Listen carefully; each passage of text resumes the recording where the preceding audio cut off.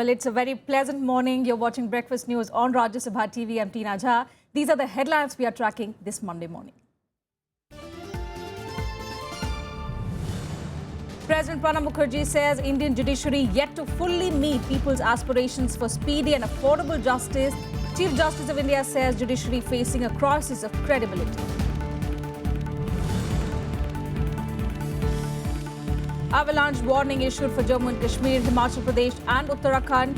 Western disturbances have already led to torrential rains in Pakistan that have claimed 28 lives.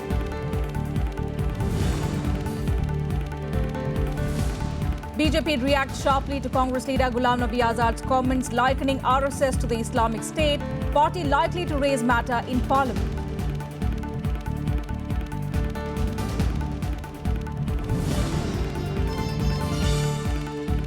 Non-bailable warrant issued against Vijay Mallya by a court in Hyderabad. Beleaguered businessman says he is being hounded by the media in the United Kingdom. Time's not right for him to return to India.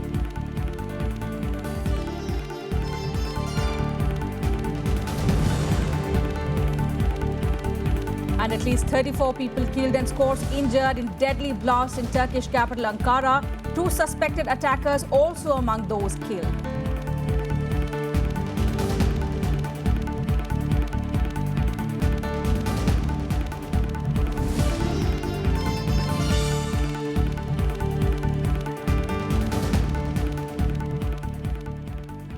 Well, an avalanche warning has been issued for the higher reaches of 3 states, including Jammu and Kashmir, Himachal Pradesh and Uttarakhand. The Pir Panjal range has recorded 2 feet of snow. Schools in some districts have also been shut. The western disturbance from the Mediterranean Sea has resulted in torrential rains in Pakistan, where as many as 28 people have died.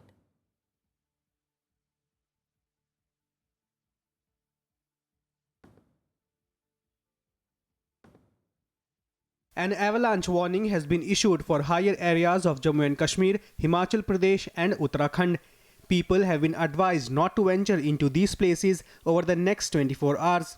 हमारी जितनी इकाइयां हैं वो alert पे है, observation पे है कि कहीं से भी अगर हिमस्खलन होता है, कोई छोटी भी घटना होती है तो उसकी सूचना सबसे पहले तो संकलित की जाए और कितना बड़ा मामला है उसके आधार पे हमारा रिस्पांस तैयार किया जाए.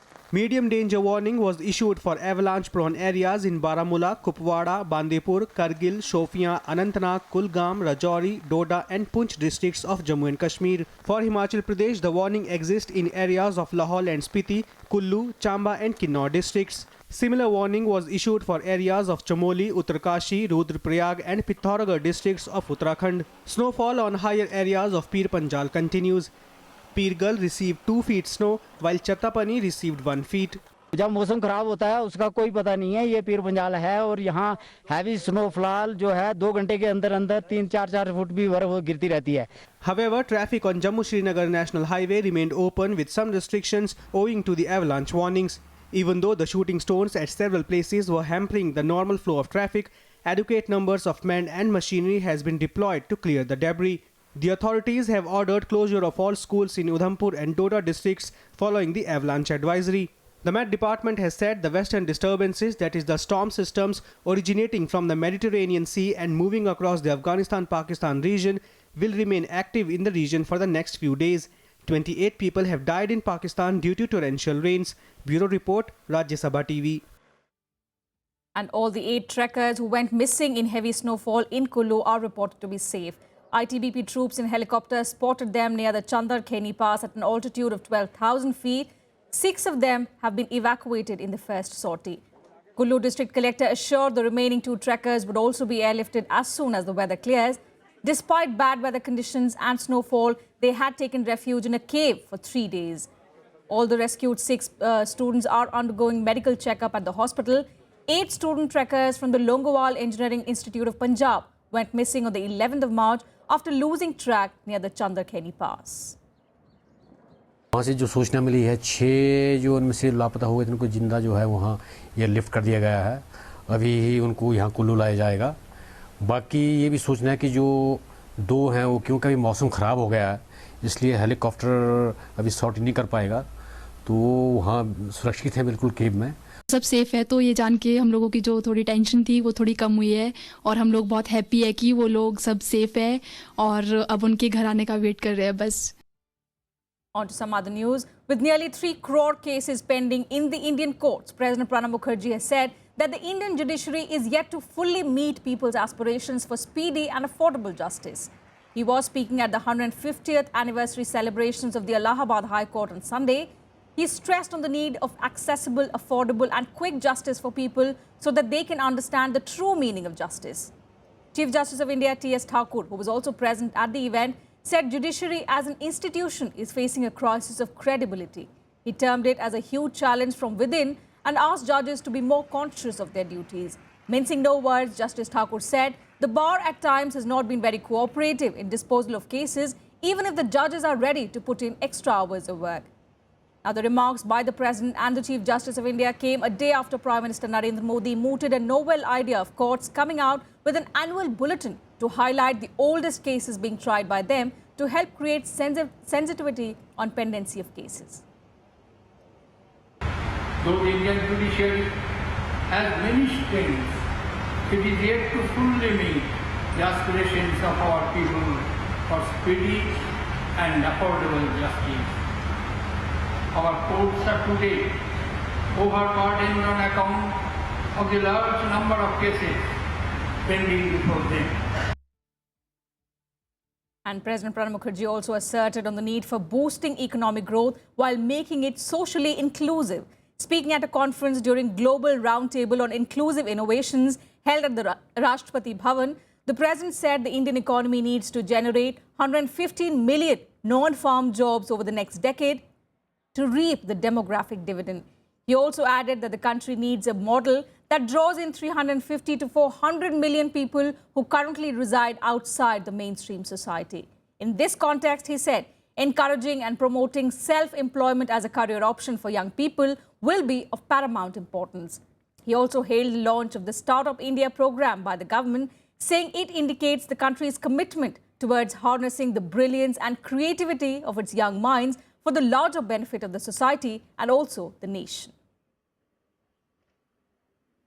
And despite the controversy surrounding it, the 3-day cultural extravaganza in the national capital came to an end last night. The last day saw a host of political leaders taking part and showering accolades on the Art of Living founder Sri Ravi Shankar, the organizer of the multicultural event. But before wrapping up, the spiritual guru had a message for political parties. Don't politicize events that have a bearing on the country's reputation. On the controversy surrounding his event, he said he would wholeheartedly support the development and restoration of the Yamuna floodplains, which was the venue of the World Cultural Festival.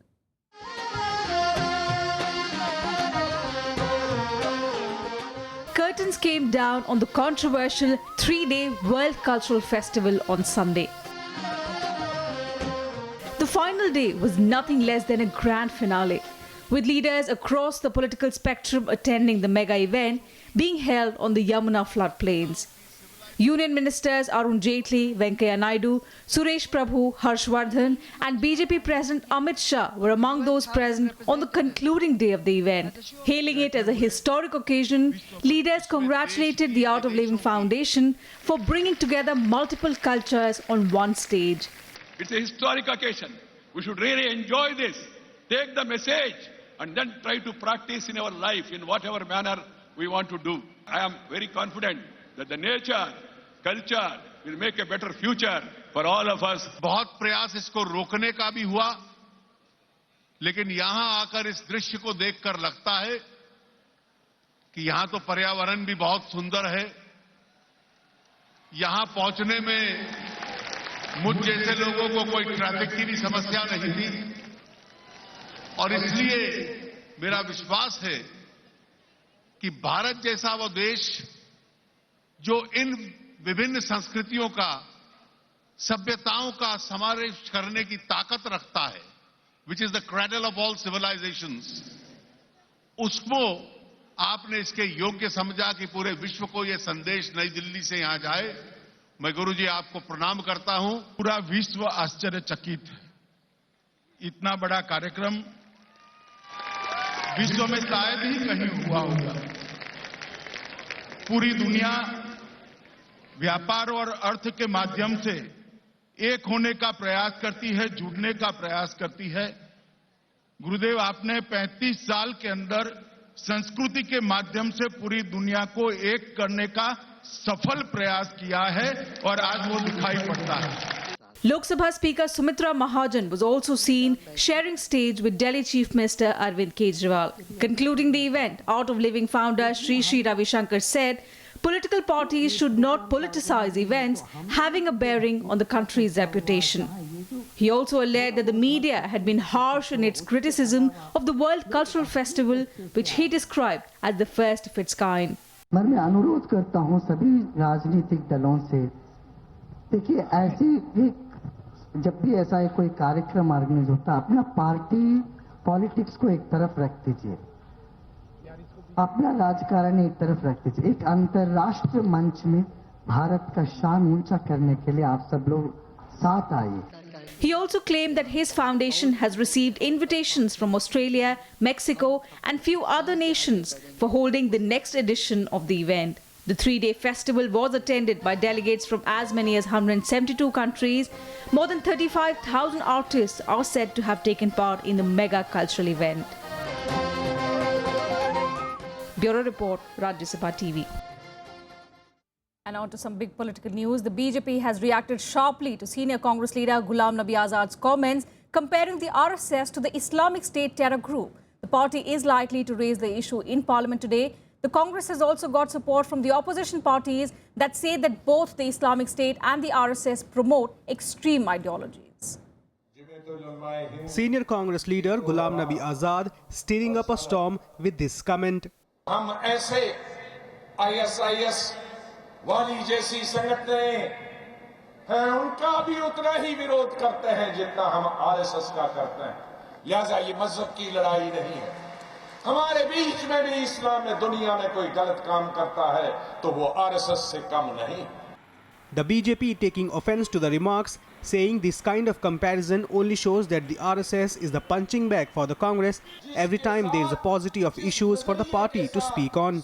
Whenever Congress leaders find the ground slipping from beneath their feet, they are haunted by the RSS phobia. I'm shocked. How can a senior leader like Mr. Ghulam Nabi Azad even do so? How can you compare the ISIS with the RSS? The ISIS is a global terrorist organization. The RSS does humanitarian work, does voluntary work. It functions all over the country, does work without caring whether it's a Congress-ruled state or a BJP-ruled state. It's very unfortunate and condemnable that Mr. Ghulam Nabi Azad has stooped to this level. Azad made his remarks while addressing a gathering at the National Integration Conference organized by Jamiat Ulema-e-Hind in Delhi. The BJP says Azad is trying to spread communalism in the country. The Congress, on the other hand, has defended Azad. स्वाभाविक रूप से ऐसे जो भी संस्था इस तरह की बात करेगी जिससे समाज में लड़ाई फैलती हो, समाज में द्वेष फैलता हो, समाज में हिंसा भड़कती हो, उसकी निंदा सबों को करनी चाहिए। जो भी संगठन, जो भी संस्थाएं अगर धर्म को सर्वोपरि मानकर धर्म के काम पर मानवता के बंटवारे की सोचती हैं, धर्म को लेकर संस्कृति को, संस्कार को, राष्ट्रीयता को, राष्ट्रवाद को मिलाती हैं, तो ये सारी सोचें एक ही परिवार से आ रही हैं और हर तरह की ऐसी सोच एक अच्छे संवेदनशील प्रगतिशील समाज के लिए हर तरह की सोच गलत है। The VHP has reacted sharply to the comment, saying that he has insulted Muslims of the country. The party has said that by making these comments, Azad has questioned the patriotism of entire community.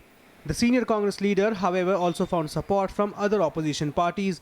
I don't find anything wrong in what Mr. Azad has said. In fact, he has attacked both communal fascist ideologies, whether it is Hindu communal fascist ideology or Islamic communal fascist ideology. Both are not in the interest of humanity as a whole. Comparison notwithstanding, I would believe that both ISIS and RSS need to jettison their baggage of hate, and they have enough of them. Sources in the BJP say they are set to raise Azad's controversial remarks in Parliament.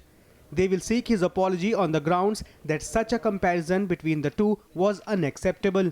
Bureau Report, Rajya Sabha TV. And on to the big international news. At least 34 people were killed and scores injured in deadly blasts in Turkish capital Ankara yesterday. 2 suspected attackers are also among those killed. Turkish President Recep Tayyip Erdogan condemned the attack. He also pledged his determination to fight against terror. No group has claimed responsibility for the attack so far.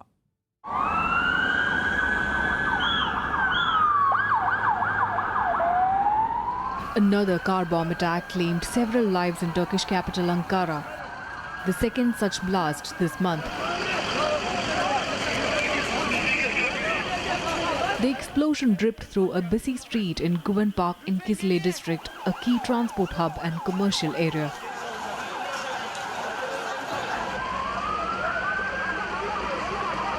Alışveriş merkezinin önündeydim, gökdelende. Şoka girmişim, kendimi yere attım. Ne yapacağımı şaşırdım yani. Kimseye yaşatmasın dedi. Dünyanın sonu gibi bir şeydi. Çok büyük bir alev topu, çok büyük bir ses.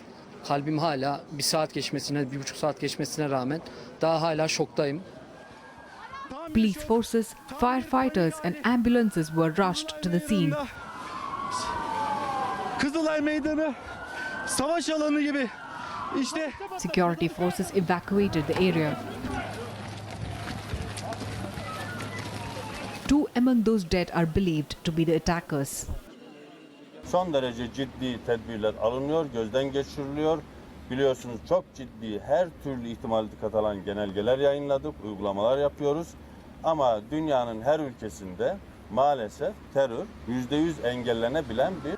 Turkey was quick to blame it on outlawed Kurdistan Workers' Party, PKK. President Recep Tayyip Erdogan pledged to unleash fight against terrorism. Meanwhile, Turkish Interior Ministry promised to release reports of blast investigation at the earliest on Monday. No group has claimed responsibility for the attack so far. Sonucunda yapılan şu ana kadarki tahkikatlarda ciddi emarelere ulaşılmıştır. Ciddi bulgular elde edilmiştir. Ama kesin olarak yapan örgüt 3 attacks in less than 6 months in Turkish capital Ankara shows growing insurgency in the country. Early in January, 28 people were killed in a bomb attack on a military convoy in Ankara. It was then claimed by PKK. In October 2015, over 100 people were killed in a double suicide bombing at Kurdish peace rally in Ankara. Turkey is part of the US-led coalition fighting the IS in Syria and Iraq. It's also battling PKK militants in its southeastern region. The NATO ally, which used to be the stable corner of Middle East, is now at a dangerous moment and faces multiple security threats. Bureau Report, Rajya Sabha TV. And at least 16 people were killed in a gun attack by Al-Qaeda-linked militants on a beach resort in southern Ivory Coast. Now, this attack is the latest in a string of deadly attacks across West Africa. The attack is the first major incidence of violence for Ivory Coast since a decade of civil conflict ended in 2011. The attack began on Sunday afternoon at a beach resort town about 40 kilometers east of commercial capital Abidjan. The assailants, who were all dressed in black and heavily armed, reportedly opened fire while people were eating and drinking at the beachside bars. Video from the scene appeared to show people fleeing from a hotel during the attack. Il est arrivé auprès d'un jeune frère qui était en communication et il a tiré une balle dans la tête. Qu'il a tiré une balle dans la tête, il a crié Allah Akbar. En ce moment, les 3 autres étaient derrière. Ils ont commencé à tirer. Vraiment, c'est terrorisant. C'était vraiment des terroristes parce que vraiment... Il y a eu même des gens avec qui on était. Ils disent, quand les gars ont commencé à parler l'arabe, c'est là ils ont su que c'était vraiment des terroristes. Et vraiment, on n'a jamais pensé que ça allait se passer. Security forces rushed to the site to evacuate the area surrounding the beach. Bullet holes riddled vehicles nearby and some windows had been shot out. President Alassane Ouattara, during a visit to the site, said the death toll included 14 civilians and 2 special forces soldiers. The 6 attackers were also killed by security forces. Ces attaques lâches des terroristes ne seront pas tolérées en Côte d'Ivoire. Et nous avons pris des mesures importantes. Et cette attaque a été maîtrisée en 3-4 heures de temps grâce à nos forces de défense et de sécurité que je voudrais féliciter. Al-Qaeda in the Islamic Maghreb claimed responsibility for the attacks in a statement posted on a social media account tied to the group. The same terror outfit killed dozens of people in a hotel and a cafe in neighboring Burkina Faso barely 2 months ago and struck hotels in Mali late last year. The attacks are now raising concerns that Islamist militants are extending their reach beyond their traditional zones of operation in Sahara and arid Sahel region. Bureau Report, Rajya Sabha TV. Time for a short break here on Breakfast News. More news and updates on the other side. Don't go anywhere.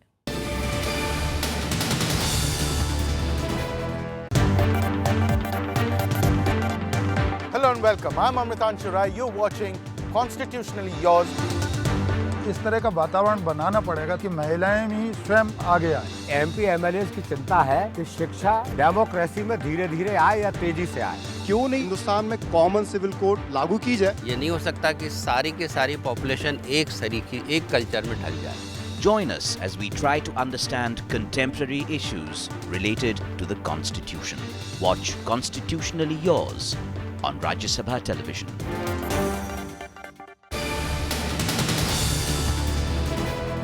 Thanks for staying with us on Breakfast News. Now, a court in Hyderabad has issued a non-bailable warrant against beleaguered liquor baron Vijay Mallya. The UB Group promoter has in a series of tweets said that the time is not right for him to return to India. Now, while the opposition has said that the centre was instrumental in his exit from the country, the centre says full force of the law is being applied against willful defaulters. Vijay Mallya's latest reaction coming as a court in Hyderabad issued non-bailable warrant against him after he failed to appear before it in a check dishonour case.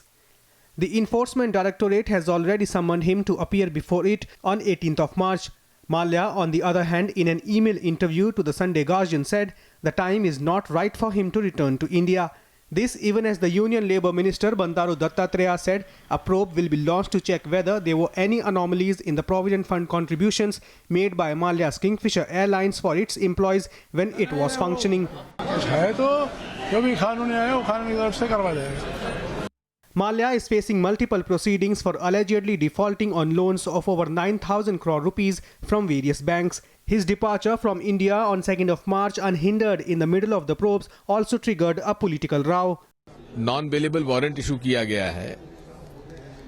पहले उनको notice issue किया गया, red corner notice issue किया गया, फिर withdraw कर लिया गया। पूरी सरकार निर्दोष लोगों को फंसाने में लगी हुई है। 1 रैंक 1 पेंशन में विंग कमांडर शर्मा को अरेस्ट कर लिया गया। जनरल सतबीर को जमानत लेनी पड़ी। कन्हैया कुमार को झूठा फंसाया गया। तो निर्दोष लोगों को फंसाने में पूरी सरकार लगी हुई है और खुलेआम विजय माल्या को देश छोड़ने का उन्होंने मौका दिया। देखिए, विजय माल्या विदेश भागे नहीं हैं, वो इस एनडीए सरकार के द्वारा भगाए गए हैं। जिस तरह से जो लुकआउट नोटिस भेजा गया था सीबीआई ने कि अगर विदेश जाते हैं तो उनको गिरफ्तार कर लिया जाए, उनकी सुविधा के लिए उसको अमेंड कर दिया गया। The government keeps talking about the bad loans and the big amount of NPS that our banks are suffering. And what is this government talks about good governance, strong will, everything, but finally this government lacks political will, or this government is of the same philosophy to support such willful defaulters. Mallya's counsel has said he will move High Court seeking quashing of the NBW. As the row over Mallya plays out, Minister of State for Finance Jayant Sinha assured the full force of the law is being applied to bring all willful loan defaulters to justice. First of all, we have some people that are willful defaulters that have genuinely engaged in illegal activity.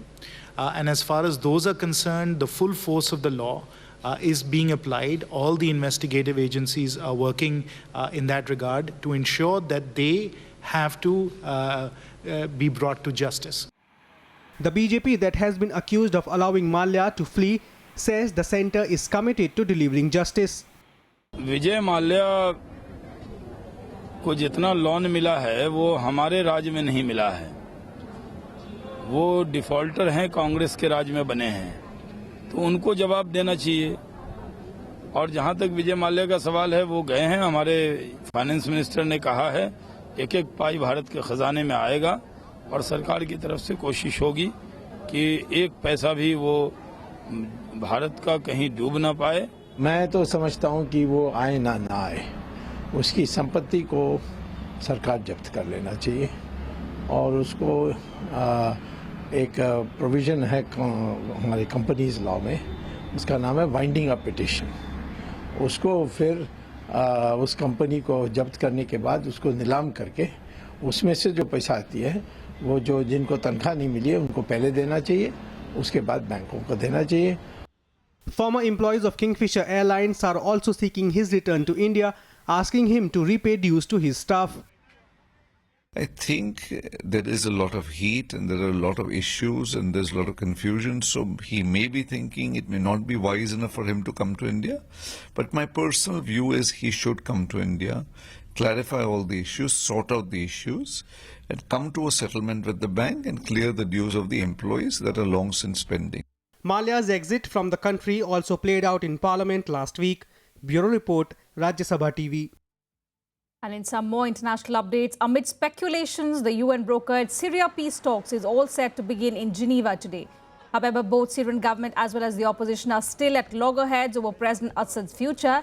Now, if both sides agree for talks, it will be part of the first serious diplomatic effort towards ending the conflict since Russian intervention in the conflict in September 2015. With ceasefire holding largely in Syria, the West and the United Nations are keeping their fingers crossed. It's a tradition by us to welcome them, and I went to see the government and I went to see the agency. ننصحهم إذا كان هكذا تفكيرهم ألا يأتوا إلى المحادثات.